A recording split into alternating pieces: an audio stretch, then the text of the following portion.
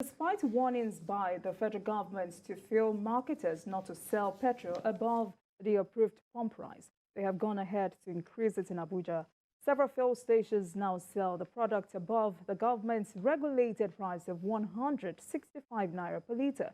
According to reports, some filling stations in Wuse areas of Abuja have started selling to buyers at prices as high as 190 naira per litre. Mikhail, I would confirm to you that I bought petrol yesterday at 190 naira per litre in Lagos here. Yes, if things continue to degenerate, you are likely, you are most likely going to buy it at even a higher price. There is a need for government to intervene across board in that sector. There are all kinds of problems. Diesel has come to make matters more difficult for Nigerians. Diesel has come to make life difficult for marketers. Government is owing marketers bridging claims. I will explain. Because we want to sell petrol at the same price across our country, and tanker drivers come down to Lagos to lift the product and take to northern Nigeria, you have to pay them for lifting the product from here and taking it all the way to the most distant part of our country. So those bridging claims have been accumulating, and they are saying, look, you can't be owing us this much, you need to pay. That is a problem. A lot of these marketers are finding things very difficult because they are struggling, they are being owed here and there. Diesel has been fully deregulated. It means that if you want to bring it in from Europe and the Americas, you can go ahead, but you have to source your dollars by yourself. They are saying that most of the time they have to go to the black market and source for dollars at the rate of 600 naira to a dollar, unlike the official rate, which is 416 naira to a dollar. They want the CBN to intervene, make these dollars available for them so that they can bring it in. If they have access to the dollar, the price of if they have access to the dollar at the official rate, the price of diesel will come down. Now, because the price of diesel has gone up so high, the bridging claims that they used to make will naturally go up, because in March this year we were buying diesel at 255 naira per litre. In some places as high as 850 naira per litre today. In Maiduguri is 1,000 naira per litre. Now, that puts so much strain on tanker drivers and those marketers who have to lift from here and go all the way to the north, because it is diesel that you must buy and put in those trucks. So they are saying, look, our margins are shrinking daily, especially because of the cost of diesel. Let's look at it this way. In Abuja, for example, if you open your filling station at 6 a.m. and close at 6 p.m., you will have used up to 100 liters of diesel. Now, yes, because there's no light. Everywhere, there's no light. That drives up the cost of keeping yourself in business. And a lot of them would rather just operate for a few hours and close. It's because of the diesel. So they are saying now, what do we do? You want us to continue to sell at the official rate, but the way things are now, we can't continue to sell at that rate, because the cost of diesel is driving up the cost of business generally. This is the problem that a lot of them have.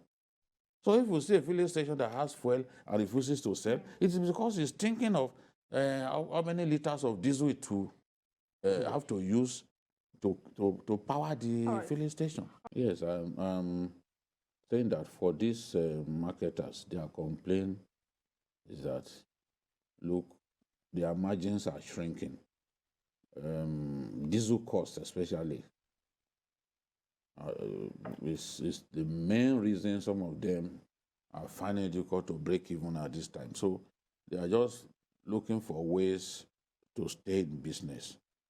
I think the idea of thinking that we can sell petrol at the same price across Nigeria, I think at some point we have to tell ourselves that it's not practicable.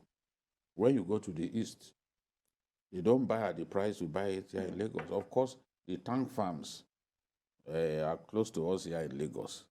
So some of those costs, people who have filling stations here may not incur some of the costs that I'm talking about, except the cost of powering their fuel stations with diesel.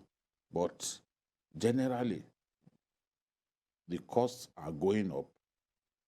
It's going to be difficult to keep the price at that 165. It will get to a point that people will just be selling at the price that they think is good enough for them. And how many operatives do they have at DPR to arrest people? In fact, when you go, it's only in the heart of Lagos that you see people try to sell at the official price. Once you step out, you see them selling at any price that they like. All right, Bike, I would like you to really buttress on appropriate pricing. Appropriate pricing will bear in mind, yes, the landing costs and the other costs that will be incurred on top of the landing costs. So that if, for example, where people have to pay so much for diesel to power their fuel stations, where public electricity is not regular, these are extra costs that normally these people would not bear. But now they are forced to bear it. And for diesel price to move from 255 within a few months to about 850 in some cases, and even 1,000 in places like Maiduguri, how do you expect that a man who wants to keep his fuel station going will continue to keep the generators working with diesel that I bought at 1,000 naira per liter, and you want him to keep the fuel station working for 10 hours a day? It's not going to work. He has to add those costs on top. What I'm saying is, look, I don't think that we can continue to keep everybody buying petrol at the same price. Across the country. In the very distant parts of our country, marketers will feel the need to add the costs that have been incurred. Even the maintenance of vehicles, because of dollar illiquidity and all that, it's gone up. If you are buying spare parts for your car now, you know, everything has gone up. So to even keep those trucks working is a lot more expensive now than before. So all of this will come into play. I'm not surprised that they are adding a few nairas to the cost, because they must make money. At the end of the day, they have to pay their staff. They have to keep the business going. All right, that's what we are seeing. All right, so let's quickly take a look at the battle between IPMAN and Downstream Petroleum Regulatory Authority over alleged payment of some money, 74 billion naira, as transport claims. Now, how do we get over it? Because they continue to complain that this is one of the major reasons why there is non-availability of fuel. No, they threatened that they would down tools if government did not pay their bridging claims. We have what we call Petrol Equalization Fund. But the whole essence of it is to keep the price at the same level across Nigeria. But to do that, government must pay those tanker drivers that are lifting the product from Lagos going all the way to the north. So it's those claims that they have left unpaid for 12 months that ballooned to that level. Now they are saying, look, how do we stay in business when we have claims that you refuse to clear? So government has to move quickly, pay them their outstanding bridging claims, because it's like a contract. You have to fulfill your own end of the bargain. All right, Alabisi. Well, I think that bridging cost is also part of what we refer to as subsidy in Nigeria, because if you look at it properly, the landing cost of crude or petrol in a place like Lagos is not the same thing as it is in a place like Maiduguri, Sokoto, or in the eastern parts of the country. So when we talk about subsidy, the cost of also making these products available at the same price in all parts of the country is part of what is put together to be called a subsidy. And usually this money is supposed to be, it's not even supposed to be accumulated, but I guess because of the challenges that the country is facing, we have problems everywhere. That's why that money is building up. But then you now wonder that if we have released the money for subsidy, how come that we are still struggling to pay the bridging cost? Because it's part of the subsidy regime that we are talking about. So that money, that accumulation shouldn't be there at all. And for Ipman, even talking about costing, you know, Ipman last month even told its men in Lagos to sell the products at a price that would be profitable to them.